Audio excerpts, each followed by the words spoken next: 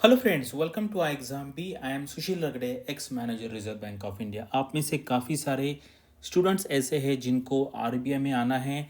RBI में assistant level पे भी आ सकते हैं, ग्रेड ए लेवल पे आ सकते हैं या बी लेवल पे आ सकते हैं। और कभी कभी लैटरल रिक्रूटमेंट भी होता है। वहाँ पर अगर आपके पास कुछ स्पेशलाइज डिग्री है और अगर आपके पास एक्सपीरियंस है तो आप लैटरल लेवल पे ग्रेड सी डी पे भी आ सकते हैं। तो यहाँ पर असिस्टेंट को बैंक्स को विज़िट करने को अलाउ नहीं है। ग्रेड ए के ऊपर जो ऑफिसर है वो यहाँ पे बैंकों का इंस्पेक्शन करते हैं या ऑडिट करते हैं, ये हम देखेंगे इस वीडियो में। और मैंने काफ़ी बार देखा है कि आपने भी सुना होगा अलग अलग चैनल्स पे जो आरबीआई का मेंटरिंग करते हैं, तो उन्होंने आरबीआई का ऑडिट आया है, आरबीआई ऑडिट करता है बैंक का, ऐसा वर्ड यूज़ किया है। क्योंकि क्या है, जो जिन्होंने आरबीआई में काम नहीं किया है उनको ज़्यादा आइडिया नहीं होगा, या कुछ लोग ऐसे हैं जिनको पता होगा, जिनको किसी ने बताया होगा कि ये ऑडिट नहीं होता है, ये इंस्पेक्शन होता है। ऑडिट जो है वो स्टैट्यूटरी ऑडिटर करते हैं और वो करने का राइट चार्टर्ड अकाउंटेंट्स को है, जिसको हम सीए कहते हैं। और सीए का काम खत्म हो जाने के बाद जब उनकी बैलेंस शीट बनती है, जब उनका एनुअल रिपोर्ट आता है, उसके बाद आरबीआई का काम चालू होता है। क्योंकि क्या है, आपको पता है, सीए बैंक ही अपॉइंट करते हैं और वहाँ पर कभी सीए गड़बड़ी करता है या बैंक भी यहाँ पे गड़बड़ी करने का ट्राई करता है, तो इसीलिए आरबीआई के ऑफिसर्स वहाँ पे जाते हैं और जो फाइनल एनुअल रिपोर्ट है या बैलेंस शीट है, प्रॉफिट एंड लॉस अकाउंट है, कुछ भी डॉक्यूमेंट जो बैंक ने प्रिपेयर किया है, उनके जो डिपॉजिटर्स है, शेयर होल्डर्स है, बाकी भी स्टेक होल्डर्स है, उनके लिए, तो आरबीआई के ऑफिसर्स वहाँ पे जाते हैं और वो चेक करते हैं, उसको इंस्पेक्शन कहते हैं। वहाँ पे जाने के बाद देखते हैं कि ये जो सारा जो बैलेंस शीट बनाया हुआ है, ये एज पर आरबीआई एक्ट या बैंकिंग रेगुलेशन एक्ट के वेरियस सेक्शन के हिसाब से बनाया है या नहीं बनाया है। तो यहाँ पर मैं सेक्शन 35 की बात कर रहा हूँ।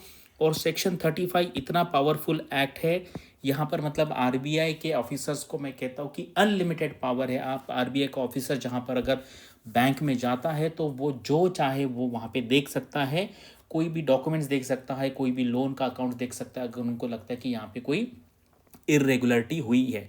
और जब कोई भी केस आता है, मान लीजिए किसी ने हाई कोर्ट में एप्लीकेशन किया, केस फाइल किया, या किसी ने सुप्रीम कोर्ट में किया, तो वहाँ पर उस केस में फिर सुप्रीम कोर्ट या हाई कोर्ट के जो जजेस हैं वो वहाँ पे फिर आरबीआई के इंस्पेक्टर को बुलाते हैं और उनको पूछते हैं कि आपने क्या ऑब्जर्व किया। तो आरबीआई का इंस्पेक्टर वहाँ पे जो कहेगा दैट इज़ अ फाइनल। जैसे आपको पता है, अगर किसी का कुछ मेडिकल का प्रॉब्लम है, अगर जब साहब किसी को पूछते हैं डॉक्टर को, तो डॉक्टर जो बताएगा वो फाइनल होगा। उसी तरीके से आपको पता है ट्रैफिक पुलिस का भी होता है, यानी कि ट्रैफिक पुलिस वहाँ पे खड़ा है और कोई कैमरा नहीं है, और अगर वो ट्रैफिक पुलिस ने कहा कि इसने सिग्नल ब्रेक किया है तो दैट इज़ दी फाइनल।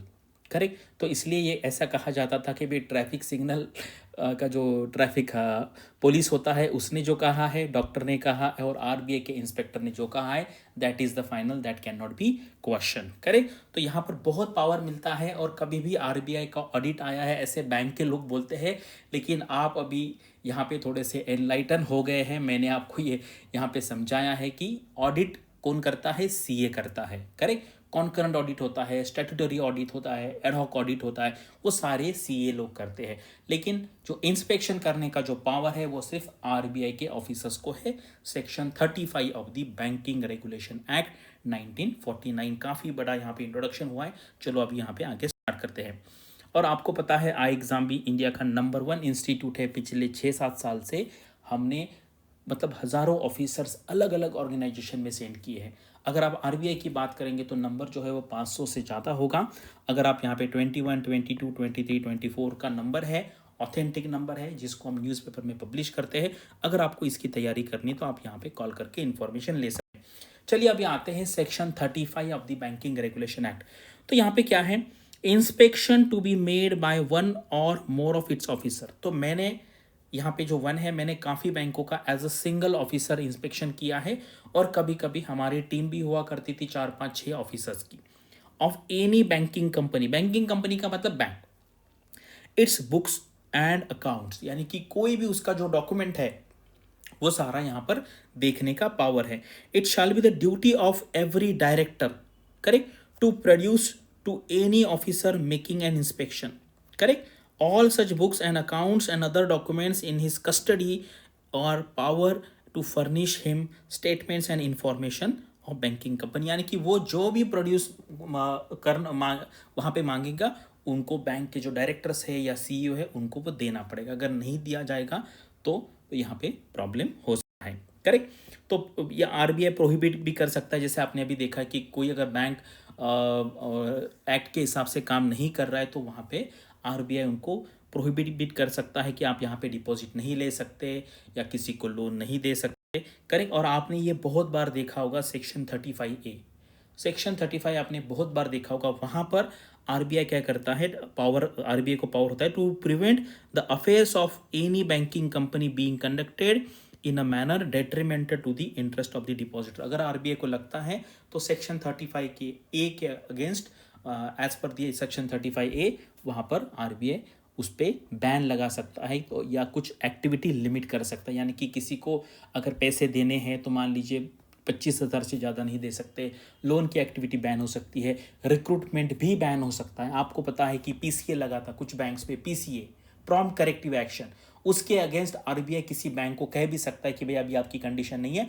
आप यहाँ से आगे रिक्रूटमेंट नहीं कर सकते। आप अभी नए होंगे, जो पुराने कैंडिडेट्स उनको पता होगा 17, 18, 19, 20 के आसपास ऐसी सिचुएशन थी जहां पर आरबीआई ने कहा था आप यहाँ पे रिक्रूटमेंट नहीं कर सकते। तो अगर आप आरबीआई के ऑफिसर बनते हैं, ग्रेड ए ऑफिसर है, ग्रेड बी ऑफिसर, और अगर आपको इंस्पेक्शन डिपार्टमेंट में यानी कि DOS होता है, डिपार्टमेंट ऑफ सुपरविजन में अगर पोस्टिंग मिलती है तो इसके तहत आप बैंक्स में जाएंगे, इंस्पेक्शन करेंगे। और मैंने ऐसे कम से कम 20-25 से ज़्यादा बैंक होंगे, अभी मैं उसके बाद मैंने गिना नहीं, तो काफ़ी पावर आप वहाँ पे महसूस करेंगे। यू आर लाइक कहते हैं कि भाई आप वहाँ पे रेगुलेटर हो और पावर आपको एज ए इंडिविजुअल नहीं है, you are a representative of the RBI, that's why you have the immense power. और वहाँ पे जाके ये जो बैंक के सीईओ है, एमडी है, आपको बहुत वहाँ पे रिस्पेक्ट देंगे।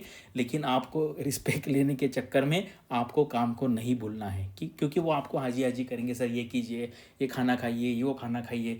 कभी कभी आपको वो घूमने के लिए भी कहते चलो सैटरडे है छुट्टी तो आसपास घुमाएंगे। वो कभी कभी वो अगर पास में मान लीजिए आप कहीं जाते हैं और आसपास कहीं मंदिर है या कहीं डैम है, कहीं गार्डन है, तो जब संडे होगा, सैटरडे होगा, क्योंकि इंस्पेक्शन बहुत टाइम चलता है, कभी कभी 10, 15, 20, 25 दिन भी चलता है, तो बीच में जो संडे होते हैं तो वो एज अ कर्टसी मतलब बैंक के जो ऑफिसर है आपको आसपास के एरिया में घुमाने के लिए ले जा सकते हैं। ये जब आप आरबीआई में जाएंगे तभी आपको पता चलेगा, अदरवाइज मैंने ये कभी बताया नहीं है। तो ये चीज़ें जो है वो बाहर नहीं आती है, जब आप जाएंगे तब ये खुद देखेंगे। लेकिन आपको भी आपका काम जो है वो अच्छे से करना पड़ेगा, अदरवाइज कुछ बैंक्स में बड़ा घोटाला हो जाता है तो आपको भी कोर्ट के चक्कर लगाने पड़ सकते हैं। करेक्ट। इसके बारे में मैंने कल ही एक वीडियो बनाया था, आप वो देख सकते हैं। अगर आपको इसके बारे में कोई भी डाउट है तो कमेंट सेक्शन में पूछ सकते हैं। Thanks for watching this video and all the best for your studies and upcoming examinations.